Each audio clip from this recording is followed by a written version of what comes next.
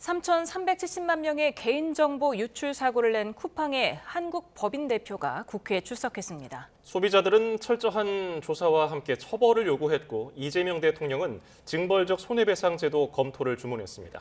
김성수 변호사와 관련 내용 짚어봅니다. 어서 오십시오. 안녕하세요. 오늘 박대준 쿠팡 대표가 국회에 출석을 했는데 사실 쿠팡의 전체 의결권 70% 이상을 쥐고 있는 김범석 의장은 아직 입장 표명도 없었죠?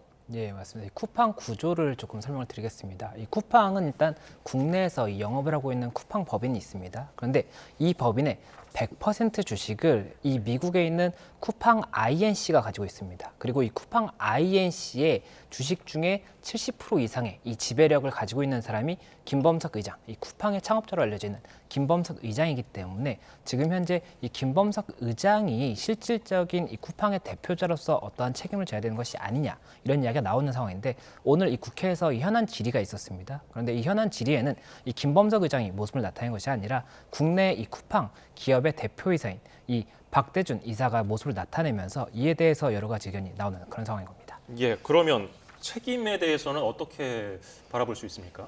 예, 우선은 이 형사적인 체불kim이라든지 이런 어떤 사고가 발생한다라고 한다면 민사적, 형사적 책임이 이제 검토가 될 수가 있지 않습니까? 근데 그런 부분과 관련해서 우선은 대표이사가 기준으로 이 국내 법인에서 문제가 발생했기 때문에 대표이사를 기준으로 해서 어떤 뭐 민형사상의 책임이라든지 행정적인 책임이 검토될 가능성이 높고 실질적으로 이 회사에 영향력을 끼치는 77.3%의 미국 주식을 갖고 있지 않습니까? 이 INC에서 실질적인 이 국내 쿠팡에 대한 영향력을 가지고 있고 그렇다라고 한다면 김범석 의장이 쿠팡 이 국내 법인에 대한 실질적인 영향력을 끼치고 있다라고 한다면 이에 대해서 어떤 책임을 물 수 있을 것이냐 이것이 쟁점이 되는 것인데 지금 현행 법상으로는 일단 이 사태에 대해서 어떠한 책임을 발생시킬 수 있는지도 봐야 되는 것이고 이에 대해서 어떠한 뭐 특별법에 의해서라든지 어떠한 법에 의해서 이 김범석 의장까지도 책임을 질 수 있느냐를 보는 것은 쉽지가 않기 때문에 결국에는 쿠팡에서 지금 현재 과징금이 논의가 되고 있지 않습니까? 이 과징금을 통해서 국내 쿠팡 법인의 어떠한 경제적인 이 타격이 발생한다고 한다면 그것을 통해서 실질적인 이 주주라고 할 수 있는 대표 주주라고 할 수 있는 김범석 의장에게 어떠한 타격을 주는 것이 현실적인 방법이 아니겠느냐 이런 이야기가 나오는 것 같습니다. 네, 쿠팡이 미국에 본사를 둔 미국 법인이면서 또 사업은 한국에서 하는 좀 기형적인 구조, 지배 구조 이런 거에 대한 비판의 목소리가 커지고 있는데 왜 돈은 대부분 한국에서 벌면서 본사를 미국에 두고 있는 겁니까?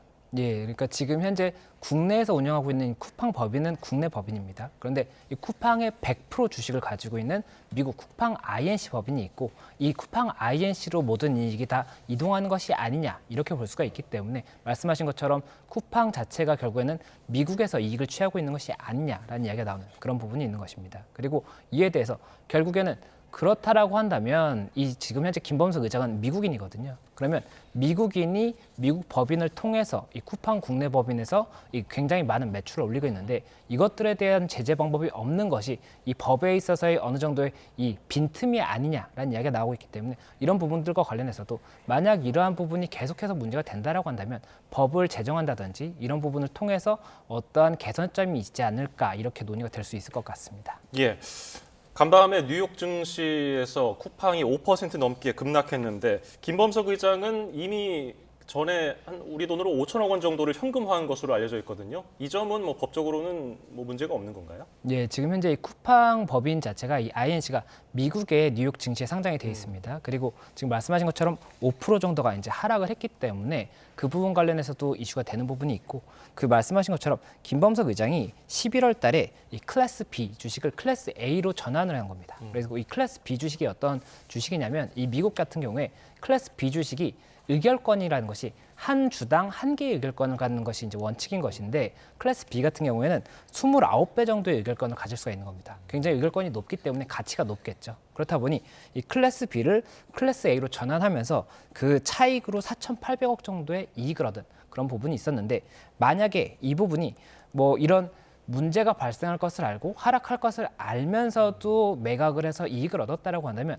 국내 같은 경우에는 이 자본시장법이라든지 관련 법에서 이런 어떤 하락을 알고 매각하는 이런 경우에 대해서 형사처벌 규정이 있습니다. 그리고 아마 미국에서도 이와 유사한 규정이 있을 것이기 때문에 만약 이러한 부분에 대해서 미국 내에서도 쟁점이 된다라고 한다면 미국에서도 수사가 이루어지고 이 부분 맞다라고 한다면 처벌이 이루어질 수가 있겠지만 그런 부분이 없다라고 한다면 이 부분 처벌이 되지 않을 것이기 때문에 아마 이 부분은 미국 내에서도 쟁점이 될 수 있는 부분이 아닐까 생각이 됩니다. 네, 지금 지난해 5천억 원가량을 이렇게 현금화를 하면서 200만 주를 자선기금에 증여를 했는데 이게 대부분 미국에서 쓰였더라고요. 그러니까 연매출은 지금 지난해 처음 40조 원을 넘고 올해 50조 원을 넘을 것으로 보이는데 이게 이렇게 어마무시한 돈을 우리나라에서 벌고 또 5천억을 부자가 됐지만 한국 내 경영 책임 그리고 사회적 책임은 외면하고 있는 거 아니냐 이런 비판이 나오고 있죠. 예, 맞습니다. 말씀하신 것처럼 이 4,800억 정도의 이 수익을 올릴 당시에 이제 200만 주 정도의 주식을 증여를 한 겁니다. 그런데 증여한 것 자체가 결국은 미국 내에서 사용이 됐기 때문에 이 수익 자체가 결국 이렇게 주식의 가치가 올라간 것 자체가 국내에서의 쿠팡의 매출이 높기 때문이지 않습니까? 그런데 그렇게 이익은 한국에서 발생을 했는데 그에 대해서 증여라든지 어떠한 사용 자체는 미국에서 되는 것에 대해서 결국에는 이런 부분들에 대해서도 어떠한 책임을 지는 이런 모습이 없는 것이 아니냐. 결국 의장에 대해서도 이 책임론이 나오는 것이고 이 쿠팡 형태 자체에 대해서도 결국 미국에 있는 법인이 미국에서 이제 사용을 하게 되는 그런 것인데 국내에서 이런 부분 매출을 올리는 것이 맞는 것이냐에 대해서 여러 가지 의견이 나올 수밖에 없는 그런 부분이기 때문에 이에 대해서도 어떠한 법적인 쟁점이 있다라고 한다면 뭐 법의 제정이라든지 개정을 통해서 뭐 어떠한 변환점이 나올 수가 있겠지만 아직까지는 그런 부분들에 대한 논의까지는 나가지 않은 상황이기 때문에 일단은 이런 문제 제기가 되고 있다 이렇게 말씀드릴 수 있을 것 같습니다. 예, 오늘 국회 현안 질의에서 정부 관계자도 이 해킹 공격자가 인증용 암호키를 악용해서 비정상적으로 고객 정보를 빼냈다고 확인을 해줬는데 그러면 이 점에 대해서도 쿠팡에다가 어떤 잘잘못을 물을 수 있는 겁니까? 예, 지금 일단 아직까지 유출자가 누군지가 명확하게 드러나진 않았습니다. 다만 지금 현재 여러 가지 정황을 봤을 때 말씀하신 것처럼 인증용 암호키를 통해서 이 부분 개인정보를 유출한 것으로 보이는 그런 부분이 있기 때문에 그 과정에서 이 인증용 암호키를 취득하는 것이 결국엔 쿠팡에서 어떠한 과실로 이 부분 유출이 되게 하는 이 결과에 이르게 했다라고 한다면 이에 대해서는 당연히 쿠팡에 책임을 물을 수 있습니다. 다만 그 경우에 있어서 책임을 어느 정도 수준까지 물을 수 있는지는 또 별도의 문제이기 때문에 사실관계를 정확하게 파악하기 위해서라도 이 부분이 일단 명시가 돼야 되는 부분이고 또 이 유출자를 특정하는 것 자체는 유출한 경우에는 개인정보보호법 위반이라든지 형사적인 책임이 발생합니다. 그렇기 때문에 이 형사적인 부분에 대한 처벌을 위해서라도 이 유출자를 확인을 하고 이를 위해서 경위를 파악해야 되기 때문에 일단 사실관계에 대해서 여러 가지 쟁점이 있다 이렇게 말씀드릴 수가 있습니다. 그리고 지금 현재 이 유출에 있어서 지금 이야기가 되는 것은 전 직장, 그러니까 전에 쿠팡에서 근무했던 사람이다라는 이야기가 나오고 있기 때문에 그것이 맞다라고 한다면 인증키가 만약에 퇴사한 사람도 그대로 사용할 수 있는 이런 부분들에 대해서 쿠팡이 조치하지 않은 것이라고 한다면 이 부분도 당연히 책임을 물을 수 있는 부분이기 때문에 이런 부분들에 대해서 여러 가지 가능성을 두고 보고 있다 이렇게 보입니다. 네, 쿠팡의 대표는 이게 인증 업무가 아니라 인증 시스템을 관리하는 개발자라고 했습니다. 6월 24일부터 11월 8일까지 계속해서 공격이 이루어졌는데도 모르고 있었잖아요. 이런 정보들이 다크웹에서 팔려나갔을 가능성도 아직 모르는 거 아닙니까? 예, 맞습니다. 아직까지 수사기관에서 이야기하는 부분은 이런 개인정보들이 다크웹, 그러니까는 이 이제 어둠의 이런 인터넷 부분이 있습니다. 그런 인터넷 부분에서 확인이 되지 않았다라고 이야기를 하고 있습니다. 하지만 지금 이제 굉장히 많은 유출이 있다는 것은 확인된 사실이기 때문에 만약이라도 유출이 이제 굉장히 안 좋은 쪽으로 사용이 된다라고 한다면 문제가 될 수가 있기 때문에 계속해서 주시해야 되는 그런 부분이고 그리고 현재 다크웹에서 발견되지 않았다고 하더라도 계속해서 이 유출의 위험이 있기 때문에 그렇기 때문이라도 지금 현재 유출자가 누군지를 특정을 해야 되는 그런 부분이 굉장히 시급하다라고 볼 수가 있는 그런 상황입니다. 그래서 이런 부분 관련 일단은 수사가 굉장히 조금 신속히 이루어지지 않을까 생각이 되는 부분이고 또 쿠팡에서도 이 부분 사실관계를 파악하기 위해서는 쿠팡의 협조가 굉장히 적극적으로 필요한 상황이기 때문에 그런 적극적인 협조가 이루어지지 않을까 생각이 됩니다. 예, 일단 경찰은 쿠팡을 퇴사한 중국인 직원을 유력한 용의선상에 두고서 수사를 하고 있는데 만약에 실제로 피의자가 중국인이라면은 뭐 공조를 통해서 우리나라에 데려와서 우리나라 국내법으로 처벌을 할 수 있는 이런 방안도 있습니까? 예, 지금 현재 유력한 용의자로 지목되고 있는 사람이 말씀하신 것처럼 중국 이제 국적을 가진 사람이고 현재 국내에 없는 것으로 파악되고 있다고 합니다. 그러면 국내에 없는 사람에 대해서 어떠한 수사를 진행한다든지 결국에는 체포를 통해서 진술을 듣는다든지 이런 절차를 거치기 위해서는 국제 공조가 필수적일 수밖에 없습니다. 그렇기 때문에 이 국제 공조를 진행할지에 대해서도 봐야 되는 것이고 이 국제 공조 과정에서 굉장히 신속하게 이 국제 공조가 이루어지기 위해서는 아무래도 이 수사기관에서도 더 많이 강조를 하고 굉장히 좀 구체적인 요청을 해야 되는 것이 있기 때문에 그런 부분 관련 여러 가지 국제 공조에 관해서도 이슈가 있을 것으로 보이고 그 과정에서 수사기관이 얼마나 빨리 사실관계를 특정하느냐 그리고 또 어떠한 증거를 통해서 지금 현재 유력 용의자로 언급되고 있는 이 외에도 다른 가능성도 두고 있다고 이야기를 하고 있거든요. 그렇다 보니 지금 현재 전산, 쿠팡 전산에 남아있는 어떠한 증거들이 있는지에 대해서 굉장히 다 유의미하게 봐야 되는 것이 아닌가 생각이 듭니다. 네, 오늘 국회에서 또 노출이라고 표현한 데 대한 비판도 있었는데 노출이 맞냐 유출이 맞냐 했더니 유출이 맞다고 또 인정을 했는데 이게 법적인 책임에 있어서 차이가 있습니까? 예, 일단 유출과 노출은 그 의미가 다릅니다. 노출 같은 경우에는 뭐 공공에 노출된다든지 이렇게 좀 드러내서 보이는 그런 것이라고 볼 수가 있고 유출 같은 경우에는 빠져나간 것을 유출이라고 하겠죠. 그런데 이 부분이 만약에라도 법적인 부분을 염두에 뒀다라고 한다면 이 개인정보보호법을 보면 개인정보보호법에서 지금 현재 쿠팡의 과징금에 관해서 언급이 되고 있지 않습니까? 이 과징금의 사례가 여러 가지 사례들이 있는데 그 중에 한 가지가 유출된 경우입니다. 그런데 노출 같은 경우에는 이 사례에 들어가 있지 않거든요. 그렇다 보니 만약이라도 쿠팡에서 해당 조항에 해당하지 않는다. 해당 조항에 이 유출이 아닌 노출에 불과하다라고 주장하기 위해서 그러한 표현을 썼다라고 한다면 이것은 법적인 부분에 쟁점이 될 수가 있는 것이고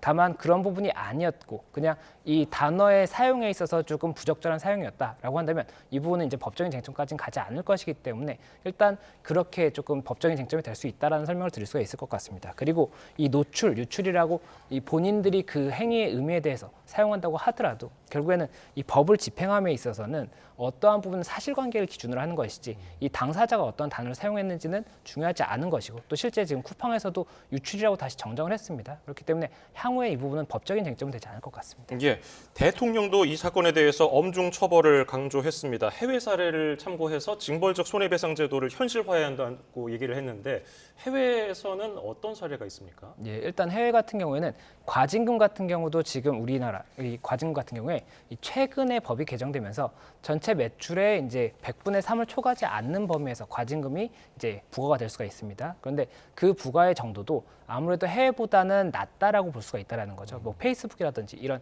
해외 사례 같은 경우에는 굉장히 과징금이 높게 나왔던 그런 사례들이 있습니다. 그리고 또 징벌적 손해배상 같은 경우가 이 손해배상이라는 것이 국내의 법은 일단 손해가 발생을 하면 이에 대해서 배상을 청구할 수가 있는 것이고 그 배상의 범위는 실제 발생한 손해를 기준으로 합니다. 그런데 이런 개인정보가 유출됐을 때 이에 대한 손해를 어느 정도로 산정하는지에 대해서는 아무래도 기존 법원의 판결들을 봤을 때는 높지 않다라고 보이거든요. 그렇다 보니 이런 그 판단에 있어서도 징벌적 손해배상 제도를 최대한 많이 적용을 해서 그 범위를 조금 더 높게 볼 수 있는 그런 제도를 마련하자라는 이야기가 있었는데 이런 개인정보보호법 위반이라든지 이런 것들에 있어서 어떻게 적용될 수 있을지도 봐야 되는 것이고 또 지금 현재 일부 징벌적 손해배상 제도가 법에 들어있는 경우가 있습니다. 그런데 그 경우에도 이 실제 발생한 손해 3배에서 5배의 범위 내에서 판단할 수 있다라고 되어 있는데 그 부분 3배에서 5배까지 인정하는 사례 자체도 쉽게 볼 수는 없기 때문에 실제 이게 제도가 있다고 하더라도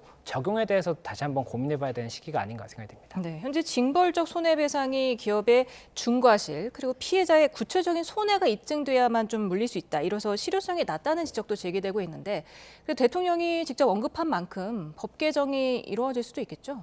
예, 지금 징벌적 손해배상 같은 경우에는 과거부터 굉장히 많이 이제 논의가 됐던 부분입니다. 다만 실제로 이 부분을 어떻게 적용하는지에 대해서도 고민이 많이 될 수밖에 없는 부분이고 그리고 법 전체에 대해서 적용하는 것에 대해서도 굉장히 신중하기 때문에 일부 법에만 들어가 있는 그런 부분이었거든요. 그런데 지금 현재 이 개인정보보호법에 대해서도 일단 이 부분 적용을 했을 때 어느 정도 범위까지 적용을 할지 이런 부분에 대해서도 다시 한번 논의가 필요한 그런 부분이기 때문에 아무래도 신중할 수밖에 없는 것이고 이게 징벌적 손해배상을 넣자라고 해서 쉽게 넣을 수가 없는 부분이기 때문에 굉장히 고심을 해야 되는 그런 부분이다 이렇게 말씀드릴 수가 있을 것 같습니다. 예, 지금 과징금이 1조 원을 넘을 수도 있다는 관측이 나오면서 개인정보위원회도 검토 중이라고 밝혔거든요. 이게 실제로 가능할까요? 예, 이 개인정보보호법 64조의 1을 보면 이 과징금에 관해서 이제 규정이 되어 있습니다. 그래서 그 규정을 보면 매출액의 100분의 3을 초과하지 않는 범위에서 과징금을 부과할 수 있다는 겁니다. 그리고 쿠팡의 매출액이 이 전년도가 41조 정도가 됐기 때문에 이게 100분의 3을 다 적용한다고 하면 1조가 넘게 되는 그런 이제 효과가 발생하기 때문에 1조가 넘는 과징금이 부과될 수 있다라는 이야기가 나오는 겁니다. 그런데 실제로 이 지난 4월에 SK에서도 굉장히 많은 인원의 이 개인정보가 이제 유출이 됐었죠. 예. 그리고 그때 당시에 이 개인정보보호위원회에서 부과를 했던 금액이 1,300억 원대였는데 지금 이에 대해서도 SK에서 불복을 해서 다시 한번 금액을 다투고 있거든요. 그렇다 보니 이번 같은 경우에도 굉장히 많은 인원에 대해서 또 그리고 그때와 다르게 더 내밀한 정보가 유출됐다라고 볼 수 있다고 하더라도 이에 대해 1조 2천억까지 부과가 될 수 있는지는 아무래도 위원회에서도 굉장히 여러 가지 부분을 근거로 판단하지 않을까 생각이 되고 이 개인정보보호법 64조의 1을 보면 이 판단 기준에 대해서 위반 행위의 정도라든지 위반 행위의 기간 그리고 이 유출과 위반 행위 간의 연관성 이런 것까지도 보기 때문에 그런 부분을 아무래도 종합적으로 판단해서 그 부과가 이뤄질 것이고 이에 대해서 쿠팡이 그대로 받아들이는지 아니면 불복하는지도 지켜봐야 될 것 같습니다. 네, 지금 집단 소송 움직임도 본격화하고 있습니다. 어제 첫 손해배상 청구 소장이 법원에 제출이 됐는데 얼마까지 받을 수 있을까요? 일단 과거 사례를 봤을 때는 10만 원 정도가 인정됐던 사례가 몇 차례 있었던 것으로 알고 있습니다. 이 개인정보 유출에 대해서. 그렇다 보니 이번에도 유사하지 않겠느냐라는 의견이 조금 다수인 것으로 보이고 다만 이번 같은 경우에는 이 과거 사례보다도 훨씬 더 내밀한 개인적인 정보가 많이 유출이 됐기 때문에 그렇다면 금액이 더 높아질 수 있는 것이 아니냐 이런 이야기가 나오고 있어서 이 부분에 대해서도 일단은 법원의 판단을 봐야 될 것으로 보이고 그리고 이 법원마다 각각 사건이 진행된다라고 한다면 재판부마다도 금액의 이 판단에 대해서 조금 달리 볼 수가 있기 때문에 이런 부분이 변수가 된다라고 보입니다. 이번 사건 그리고 앞서 있었던 이동통신사 유출, 중복해서 유출된 분들도 많으실 거예요. 주민등록번호를 바꾸고 싶다는 분들도 계시는데 이게 쉽게 가능합니까? 예, 지금 현재는 주민번호를 변경함에 있어서 피해가 내 재산상의 피해라든지 신체적인 피해가 우려되는 경우에는 변경을 할 수가 있습니다. 그리고 지금같이 유출된 경우에는 이 우려가 인정된다고 볼 수 있는 가능성이 높기 때문에 아무래도 주민번호의 변경 가능성이 높다라고 보입니다. 예, 오늘 도움 말씀 여기까지 듣죠. 김성수 변호사였습니다. 고맙습니다. 감사합니다. 고맙습니다.